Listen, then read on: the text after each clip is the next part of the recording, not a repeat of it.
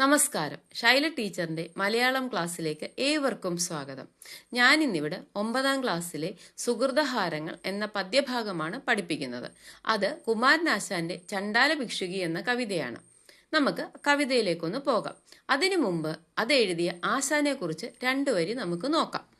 കുമാരനാശാൻ ആധുനിക കവിത്രയത്തിലെ കവിയാണ്.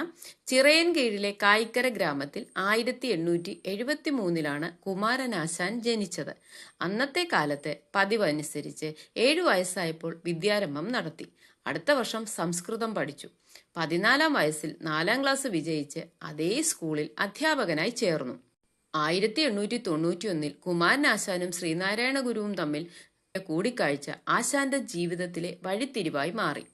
കുമാരനാശാന്റെ കഴിവ് മനസ്സിലാക്കിയ ശ്രീനാരായണ ഗുരു അദ്ദേഹത്തെ അരുവിപ്പുറത്തേക്ക് ക്ഷണിച്ചു. അന്നു മുതൽ ആശാന്റെ ജീവിതത്തിൽ വലിയ മാറ്റങ്ങൾ ഉണ്ടായി. ശ്രീനാരായണ ഗുരു തന്റെ ശിഷ്യനെ ഉപരിപഠനത്തിനു വേണ്ടി ബാംഗ്ലൂരിലേക്ക് അയച്ചു. ആശാൻ തർക്കശാസ്ത്രത്തിൽ ഉന്നത വിജയം കൈവരിക്കുകയും സ്കോളർഷിപ്പ് നേടുകയും ചെയ്തു. തുടർന്ന് കൽക്കട്ടയിൽ സംസ്കൃത കോളേജിലേക്ക് പ്രവേശനം ലഭിക്കുകയും 25 വയസ്സു മുതൽ 27 വയസ്സുവരെ കൊൽക്കത്തയിൽ പഠനം തുടരുകയും ചെയ്തു. ശ്രീനാരായണ ഗുരുദേവന്റെ ഉപദേശം അനുസരിച്ച് കൊൽക്കത്തയിലെ വിദ്യാഭ്യാസം അവസാനിപ്പിച്ച് കുമാരനാശാൻ അരുവിപ്പുറത്തേക്ക് മടങ്ങിയെത്തി. 1903 ജൂൺ 4 SNDP സ്ഥാപിതമാവുകയും ആ യോഗത്തിന്റെ സംഘടനാപരമായ ചുമതലകൾ നിർവഹിക്കുവാൻ ശ്രീനാരായണ ഗുരു കുമാരനാശാനെ തെരഞ്ഞെടുക്കുകയും ചെയ്തു. 1903 അദ്ദേഹം ആദ്യ യോഗം സെക്രട്ടറിയായി മാറി. ഏതാണ്ട് 16 വർഷക്കാലം അദ്ദേഹം ഈ ചുമതല വഹിച്ചു. SNDP യോഗത്തിന്റെ മുഖപത്രമായ വിവേകോദയം മാസിക ആരംഭിക്കുന്നത് ഇക്കാലത്താണ്. 1924 ജനുവരി 16 ആശാൻ അന്തരിച്ചു. കുമാരനാശാന്റെ ഏതാനും ചില കൃതികൾ ഞാനിവിടെ പരിചയപ്പെടുത്തുന്നു. വീണപൂവ് 1907 പ്രസിദ്ധീകരിച്ചു. ഒരു പൂവിന്റെ ജനനം മുതൽ മരണം വരെയുള്ള ഘട്ടങ്ങൾ മനുഷ്യ ജീവിതത്തിനോട് താരതമ്യപ്പെടുത്തുകയാണ് ഈ കവിതയിലൂടെ ആശാൻ ചെയ്യുന്നത്.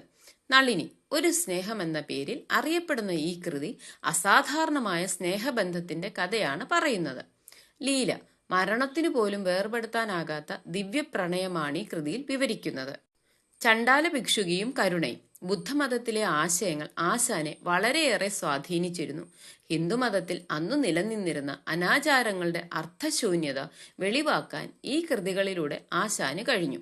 ദുരവസ്ഥ മാപ്പിളലഹളയുടെ പശ്ചാത്തലത്തിൽ രചിച്ച ഈ കൃതി അതിശക്തമായ സാമൂഹിക വിമർശനമാണ് വിഷയമാക്കിയിരിക്കുന്നത്. പ്രരോദനം ആത്മമിത്രവും ഗുരുതുല്യനുമായിരുന്ന AR രാജരാജവർമ്മയുടെ മരണത്തെ തുടർന്ന് ആശാൻ രചിച്ച വിലാപകാവ്യമാണിത്. ചണ്ടാല ഭിക്ഷുകി എന്ന കവിത പഠിക്കുന്നതിനു മുമ്പ് അന്ന് കേരളത്തിൽ നിലനിന്നിരുന്ന ജാതി വ്യവസ്ഥ എന്താണെന്ന് നാം മനസ്സിലാക്കേണ്ടിയിരിക്കുന്നു. എന്ന് പറഞ്ഞാൽ എന്താണ് അന്നത്തെ ജാതി വ്യവസ്ഥ എന്നറിയാതെ ആ കൃതി പഠിക്കുമ്പോൾ നമുക്കത് എന്താണ് ആ കവിതയിൽ പറയുന്നതെന്ന് മനസ്സിലാക്കാൻ ഇത്തിരി ബുദ്ധിമുട്ടുണ്ടാവും. അപ്പൊ സംഘകാലത്തോ അതിനു മുമ്പോ തെക്കേ ഇന്ത്യയിൽ ഇന്ന് കാണുന്ന മട്ടിലുള്ള ഒരു ജാതി വ്യവസ്ഥ അല്ലായിരുന്നു നിലനിന്നിരുന്നത്. അപ്പൊ സ്വാഭാവികമായിട്ട് നിങ്ങൾക്ക് ചോദിക്കാം പിന്നെ എങ്ങനെയായിരുന്നു എന്ന് പറഞ്ഞാൽ ഇവിടെ അങ്ങനെ ജാതി അങ്ങനെ ഉയർന്നവരെന്നോ താഴ്ന്നവരെന്നോ ഉള്ള രീതിയിലുള്ള ഒരു ജാതി വ്യവസ്ഥ അല്ല ഉണ്ടായിരുന്നത്. അപ്പം ഉത്തരേന്ത്യയിൽ നിന്ന് ആര്യാധിനിവേശം ഇവിടേക്കുണ്ടായി. ആര്യന്മാർ ഇവിടെ എത്തുകയും അവരെന്ത് ചെയ്തു, അവരിവിടെ ഉള്ളവരെ ഭരിക്കാൻ വേണ്ടി എന്ന് പറഞ്ഞാൽ ഇവിടെ ഉള്ള ചെറിയ കുലങ്ങളിലുള്ളവരെയും മറ്റും എതിർത്ത് തോൽപ്പിച്ചു. എന്നിട്ട് അവരെ താഴ്ന്ന ജാതിക്കാരായിട്ട് പ്രഖ്യാപിച്ചു. പക്ഷെ കീഴ്പ്പെടുത്താനാവാത്ത രാജാക്കന്മാരെ പോലുള്ളവരെ എന്ത് ചെയ്തു, അവരുടെ മേലെ ആധിപത്യം സ്ഥാപിക്കാൻ വേണ്ടി അവർ കണ്ടെത്തിയ ഒരു മാർഗമാണ് ഈ ജാതി വ്യവസ്ഥ. അപ്പൊ ഇന്ത്യയിലെ മറ്റു പ്രദേശങ്ങളിൽ എന്ന് പറഞ്ഞാൽ ബ്രാഹ്മണരെന്നും ക്ഷത്രിയര്, വൈശ്യര്, ശൂദ്രര് എന്നീ 4 വർണ്ണങ്ങളാണ് ഉണ്ടായിരുന്നത്. എന്നാൽ കേരളത്തിൽ അങ്ങനെ അല്ലായിരുന്നു.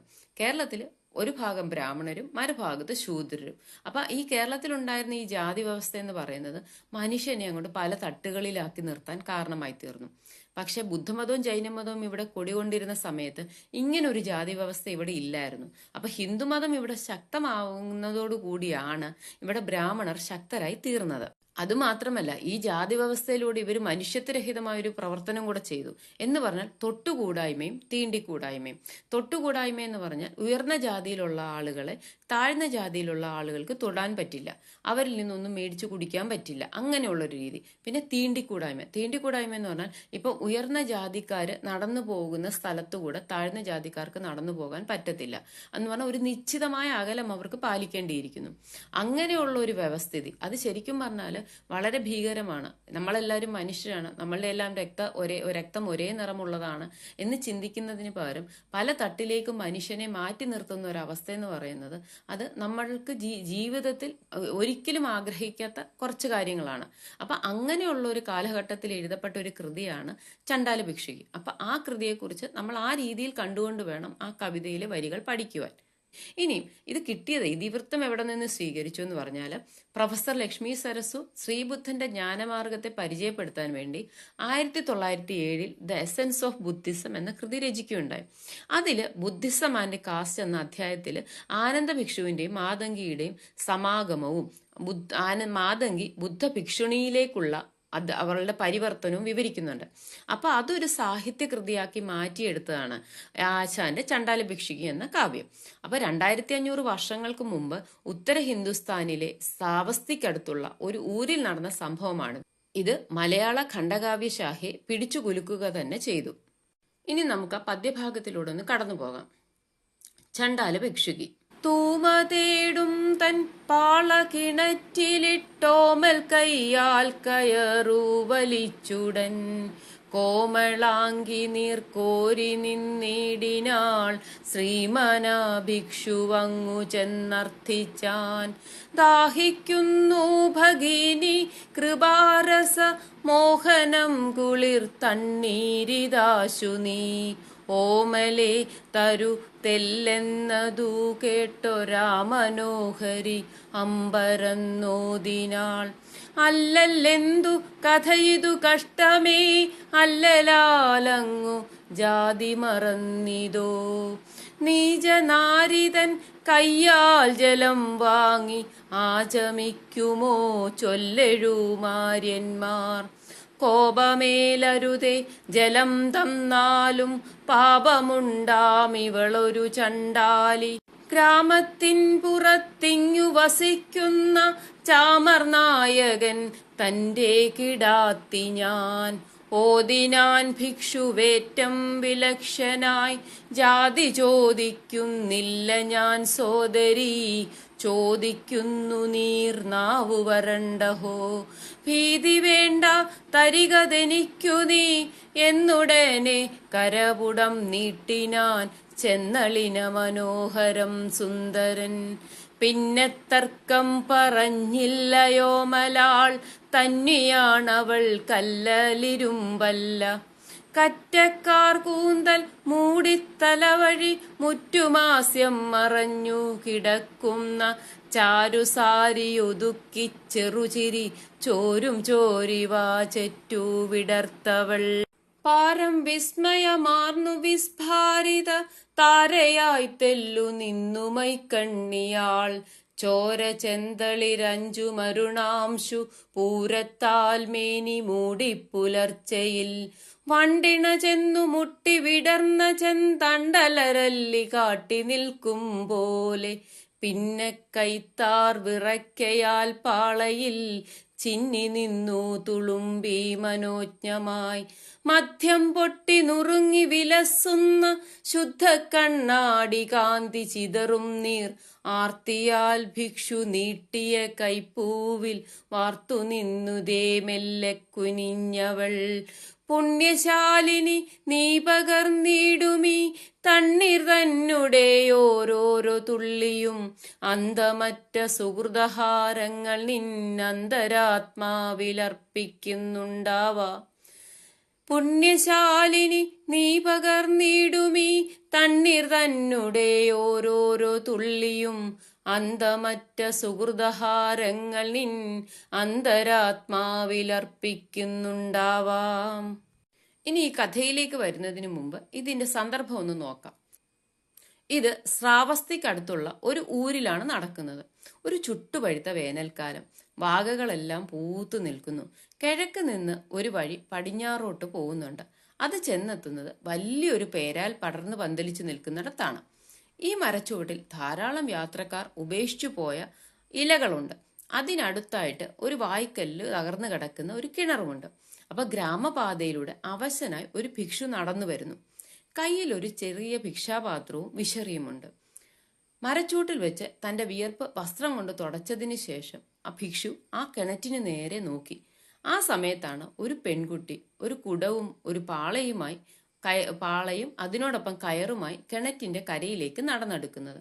അദ്ദേഹത്തിന് വളരെ സന്തോഷമായി, കാര്യം ദാഹപരവശനാണല്ലോ.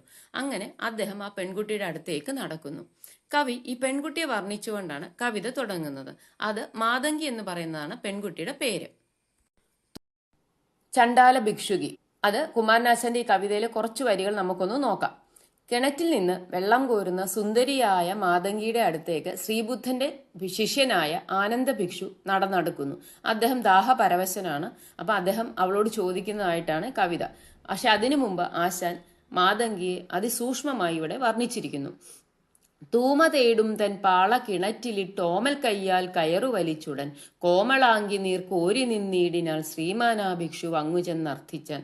ഭംഗിയേറിയ തന്റെ പാള കിണറ്റിലിട്ട് വെള്ളം കോരിക്കൊണ്ട് നിന്ന അവളുടെ അടുത്തേക്ക് ചെന്നിട്ട് ശ്രീമാനാ ഭിക്ഷു അങ്ങ് ചെന്നർത്ഥിച്ചാൻ. ആ ഭിക്ഷു, ബഹുമാന്യനായ ആ ഭിക്ഷു ഇങ്ങനെ യാചിച്ചു.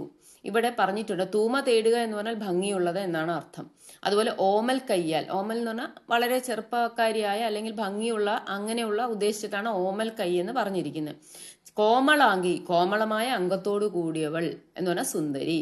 നീർ കോരി നിന്നീർ, വെള്ളം കോരി നിന്നീടിനാൽ ശ്രീമാനാ ഭിക്ഷു അങ്ങ് ചെന്ന് അർത്ഥിച്ചാൻ. അർത്ഥിക്കുക എന്ന് പറഞ്ഞാൽ യാചിക്കുക എന്നാണ് അർത്ഥം.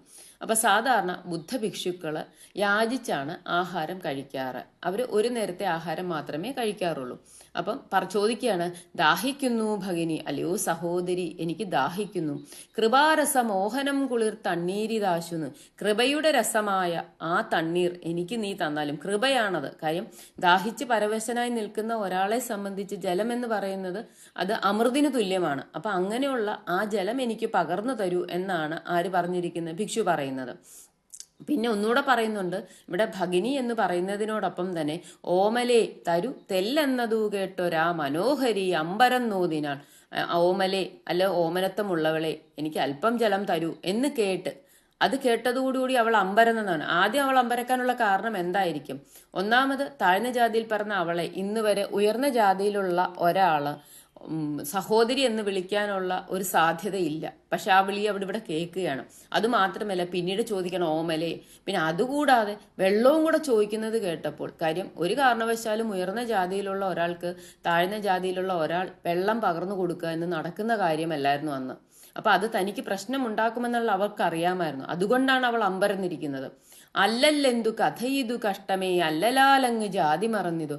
അല്ല, ഇത് എന്ത് കഷ്ടമാണെന്നാണ് അവൾ ചോദിക്കുന്നത്. അങ്ങ് ജാതിയൊക്കെ മറന്നോ? അല്ലലാലങ്ങ് ജാതി മറന്നു. അല്ലൽ എന്ന് പറഞ്ഞാൽ അങ്ങയുടെ ദാഹം കൊണ്ട് ദാഹിച്ച് പരവശനായി നിൽക്കുന്ന ഒരാളാണ്. അപ്പം എല്ലാം കണ്ടിട്ട് അങ്ങ് ജാതി മറന്നോ എന്നാണ് അവൾ ചോദിക്കുന്നത്. നീചനാരിതൻ കയ്യാൽ ജലം വാങ്ങി ആചമിക്കുമോ ചൊല്ലെഴുമാര്യന്മാർ. എന്നിട്ട് അവൾ വിശദമാക്കുകയാണ്, ഞാൻ നീചകുലത്തിൽ പറഞ്ഞ സ്ത്രീയാണ്, അതിനാൽ എന്റെ കയ്യിൽ നിന്ന് ജലം വാങ്ങി ആചമിക്കുമോ. ആചമിക്കുമോ എന്ന് പറഞ്ഞാൽ പണ്ടത്തെ കാലത്തെ ബ്രാഹ്മണർ ചെയ്തിരുന്ന, വെള്ളം കൊണ്ട് ചെയ്തിരുന്ന ഒരു പ്രവൃത്തിയാണ്. ചൊല്ലെഴുമാര്യന്മാർ, ആര്യന്മാർ എന്ന് പറഞ്ഞാൽ ആര്യവർഗത്തിലുള്ള ബ്രാഹ്മണരായിട്ടുള്ള അല്ലെങ്കിൽ ഉയർന്ന വർഗത്തിൽപ്പെട്ട ആളുകൾ അങ്ങനെയുള്ള ഒരാളുടെ കയ്യിൽ നിന്ന് വെള്ളം വാങ്ങി കുടിക്കുമോ. എന്നിട്ട് അതിന്റെ കാരണം കൂടെ അവൾ താഴത്തെ വരിയിൽ വിശദമാക്കുന്നു. കോപമേലരുതേ, എന്നോട് അങ്ങേക്ക് കോപം തോന്നരുതേ. ജലം തന്നാലും പാപമുണ്ടാവും ഇവളൊരു ചണ്ടാലി. ഞാൻ അങ്ങേക്ക് ജലം തന്നാൽ എനിക്കാണ് പാപമുണ്ടാവുന്നത്, അങ്ങേക്കൊരു പ്രശ്നവുമില്ല. കാര്യം ഉയർന്ന ജാതിക്കാരെ സംബന്ധിച്ച് അവർക്ക് പ്രശ്നമില്ല. പക്ഷെ കയ്യിൽ നിന്ന് ഞാൻ വെള്ളം തരുവാണെങ്കിൽ, അല്ലെങ്കിൽ അങ്ങ് എൻ്റെ കയ്യിൽ നിന്ന് വെള്ളം വാങ്ങി കുടിക്കുകയാണെങ്കിൽ ഞാൻ പാപം ചെയ്തവളായി മാറും. എന്തുകൊണ്ട്? ഗ്രാമത്തിൻ പുറത്തിങ്ങു വസിക്കുന്ന ചാമർ നായകൻ തന്റെ കിടാത്തി ഞാൻ. പിന്നീട് തന്നെ കുറിച്ച് കൂടുതൽ വിസ്തീരിച്ചു കൊടുക്കുകയാണ്. ഞാൻ ഗ്രാമത്തിന് പുറത്ത് താമസിക്കുന്ന ചാമർ നായകന്റെ മകളാണ് എന്ന് പറഞ്ഞാൽ, സാധാരണ പണ്ടത്തെ കാലത്ത് എന്ന് പറഞ്ഞാൽ 100 വർഷത്തിന് മുമ്പുള്ള ഒരു കാര്യമാണ് ഞാൻ പറയുന്നത്. പണ്ടത്തെ കാലത്ത് ആളുകൾ കൂടിച്ചേർന്ന് താമസിക്കുന്ന ഗ്രാമത്തിന്റെ പുറത്താണ് ഈ താഴ്ന്ന ജാതിയിലുള്ള ആളുകൾ താമസിച്ചിരുന്നത്. അപ്പൊ അത് വിശദീകരിച്ചു കൊടുക്കുകയാണ്. അതുകൊണ്ട് ഒരു കാരണവശാലും ഭിക്ഷു വെള്ളം ചോദിക്കരുത്, ഇനി ഒന്നും ചോദിക്കാനുള്ള അവസരം ഉണ്ടാവരുത് എന്ന ഉദ്ദേശത്തോടു കൂടിയാണ് അവൾ എന്താണ് തന്റെ സ്ഥിതി എന്ന് പറഞ്ഞു കൊടുക്കുന്നത്. ഓതിനാൻ ഭിക്ഷുവേറ്റം വിലക്ഷനായി ജാതി ചോദിക്കുന്നില്ല ഞാൻ സോദരി. ഭിക്ഷു പിന്നെയും വിഷമിതനായി. എന്തുകൊണ്ട്? തനിക്ക് ദാഹം കൊണ്ട് വയ്യ. അപ്പം പറയുകയാണ്, ജാതി ചോദിക്കുന്നില്ല ഞാൻ സോദരി. അന്നത്തെ കാലത്ത് ബുദ്ധമതത്തിൽ ഇങ്ങനെയുള്ള ജാതി വ്യത്യാസങ്ങൾ ഒന്നുമില്ലായിരുന്നു. അതുകൊണ്ട് അദ്ദേഹത്തിന് ഇതൊന്നും കേട്ടിട്ട് ഒരു പ്രശ്നവും ഉണ്ടാവുന്നില്ല. ചോദിക്കുന്നു നീർ നാവ് വരണ്ടോ. ഞാൻ എന്തുകൊണ്ടാണ് നിന്നോട് ചോദിക്കുന്നത്? എൻ്റെ നാവ് വെള്ളം കിട്ടാൻ വേണ്ടി ആഗ്രഹിക്കുകയാണ്. അതിനാൽ നീ എനിക്ക് ആ വെള്ളം തരുമോ? ഭീതി വേണ്ട, തരികതെനിക്ക്. നീ എന്തിനാ പേടിക്കുന്നേ? അങ്ങനെയുള്ള ഒരു പ്രശ്നവുമില്ല. നീ എനിക്ക് ധൈര്യമായിട്ട് വെള്ളം തരൂ. നീ ഭീതി വേണ്ട, തരികതെനിക്കു നീ. എന്നുടനെ കരപുടം നീട്ടിനാൻ ചെന്നളിന മനോഹരം സുന്ദരൻ എന്നു പറഞ്ഞുകൊണ്ട് അദ്ദേഹം തന്റെ കൈപുടം നീട്ടി, എന്ന് പറഞ്ഞ കൈക്കുമ്പിൾ നീട്ടി. ചെന്നളിന മനോഹരം സുന്ദരൻ. ചെന്നളിന മനോഹരം എന്ന് പറഞ്ഞാൽ നളിനം എന്ന് പറഞ്ഞ താമരയോടാണ്. അത്രയും മനോഹരനായവൻ എന്നാണ് ഇവിടെ പറഞ്ഞിരിക്കുന്നത്. പിന്നെ തർക്കം പറഞ്ഞില്ല ഓമലാൾ തന്നെയാണവൾ കല്ലല്ലിരുമ്പല. ആദ്യമൊക്കെ കുറച്ച് പറഞ്ഞു നോക്കി, പിന്നെ തർക്കമൊന്നും പറഞ്ഞില്ല. കാര്യം അവൾ സ്ത്രീയാണ്. അതുമാത്രമല്ല, കല്ലോ ഇരുമ്പോ അല്ല എന്ന് പറഞ്ഞാൽ അചേതനമായ ഒരു വസ്തു അല്ല അവൾ. അവൾക്കും അറിയാം മറ്റുള്ളവർക്ക് എന്താണ് ഞാൻ പകർന്നു നൽകേണ്ടത്, ഞാൻ എങ്ങനെയുള്ള ആളാണെന്ന് അവൾ ഓർമ്മിപ്പിച്ചിട്ട് പോലും അദ്ദേഹം അതിന് സമ്മതിക്കാതെ വന്നപ്പോൾ അവൾ വെള്ളം കൊടുക്കാൻ തയ്യാറായി. ഇനി അവളെ വർണ്ണിക്കുകയാണ്. കറ്റക്കാർകൂന്തൽ മൂടിത്തലവഴി മുറ്റുമാസ്യം മറഞ്ഞു കിടക്കുന്ന. കറ്റക്കാർകൂന്തൽ എന്ന് പറഞ്ഞാൽ കറുത്തിരുന്ന തലമുടി മൂടി, തലവഴി മുറ്റുമാസ്യം, അത് തലവഴി മാത്രമല്ല മുഖവും, മാസ്യം എന്ന് പറഞ്ഞാൽ മുഖം എന്നാണ്, മറഞ്ഞു കിടക്കുന്ന ചാരുസാരി ഒതുക്കി ചെറുചിരി ചോരും ചോരിവ ചെറ്റി വിടർത്തവൾ. അവൾക്ക് സന്തോഷം വന്നു എന്നുള്ളത് അവളുടെ ചുണ്ടുകൾ വിടർന്നു എന്ന് പറയുന്നതിലൂടെ നമുക്ക് മനസ്സിലാക്കാൻ പറ്റും. എങ്ങനെയാണ്?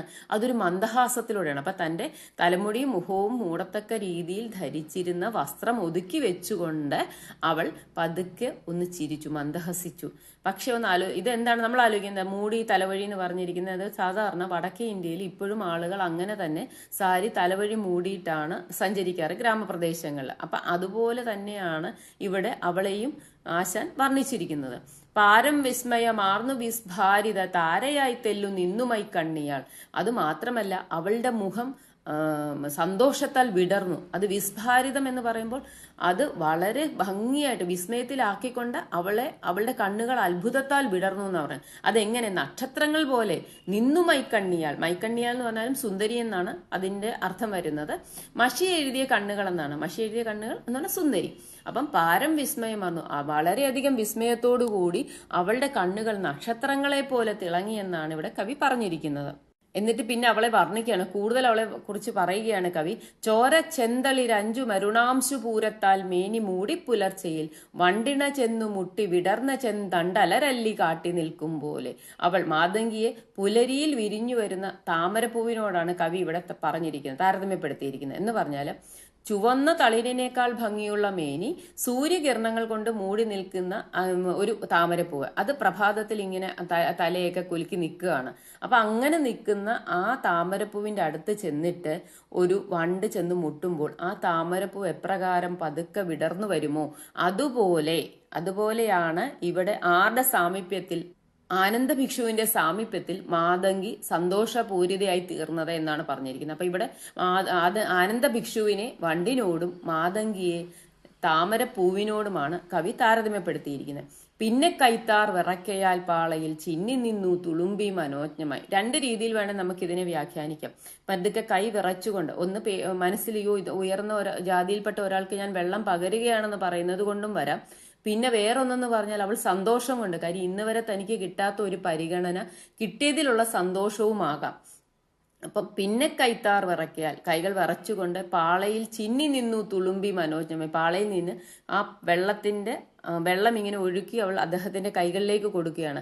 അത് എപ്രകാരമായിരുന്നു? മദ്യം പൊട്ടി നുറുങ്ങി വിലസുന്ന ശുദ്ധ കണ്ണാടി കാന്തി ചിതറും നിർ.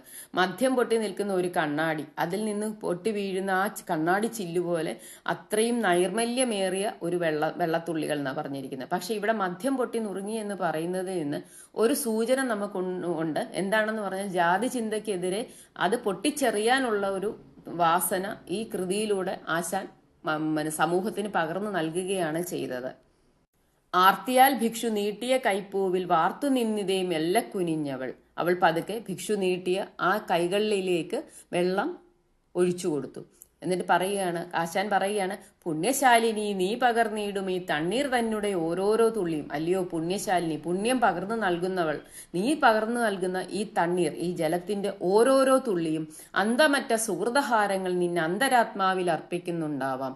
അന്തമറ്റ എന്ന് പറഞ്ഞാൽ അവസാനമില്ലാത്ത സുഹൃതഹാരങ്ങൾ, പുണ്യത്തിന്റെ മാലകൾ നിന്റെ അന്തരാത്മാവിൽ അർപ്പിക്കുന്നുണ്ടാവാം, അവളുടെ അന്തരാത്മാവിൽ. കാര്യം അത് കഴിഞ്ഞതിന് ശേഷം അവളുടെ ജീവിതത്തിൽ ഉണ്ടാകുന്ന മാറ്റം, ആ മാറ്റം ആ തലമുറയിൽ, ആ സമൂഹത്തിൽ മുഴുവൻ മാറ്റം ഉണ്ടാക്കുകയാണ് ചെയ്തത്. അപ്പൊ അങ്ങനെയുള്ളൊരു സാധ്യതയാണ് ആശാൻ അവിടെ കാണിച്ചു തരുന്നത്. ആ പെൺകുട്ടിക്കുണ്ടായ ഒരു സന്തോഷം മാത്രമല്ല, അത് സമൂഹത്തിന് മൊത്തം ഉണ്ടാക്കിയ ഒരു സന്തോഷമായി അത് മാറി. ഒരു പുണ്യത്തിന്റെ, അന്തമില്ലാത്ത പുണ്യത്തിന്റെ മാലകളാണ് ആ അന്തരാത്മാവിൽ അവൾക്ക് സന്തോഷം ഉണ്ടാക്കിയത്. ആ സന്തോഷമാണ് ഇവിടെ കവി വ്യക്തമാക്കുന്നത്. ഈ കവിതയുടെ ബാക്കി ഭാഗത്ത് ഇങ്ങനെയാണ്: മാതങ്കി അതിനുശേഷം ബുദ്ധന്റെ അടുത്തെത്തുന്നു, എന്നിട്ട് ബുദ്ധ ഭിക്ഷുണിയായിട്ട് മാറുന്നു.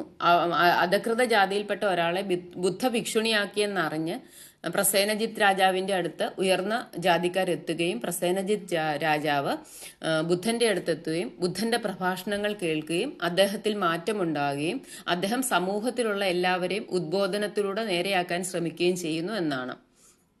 അന്നത്തെ ജാതി ചിന്തയ്ക്കെതിരെ ആശാൻ നൽകിയ ചുട്ട മറുപടിയായിട്ട് നമുക്ക് ചണ്ടാല ഭിക്ഷുകി എന്ന ഈ കവിതയെ കാണാൻ പറ്റും.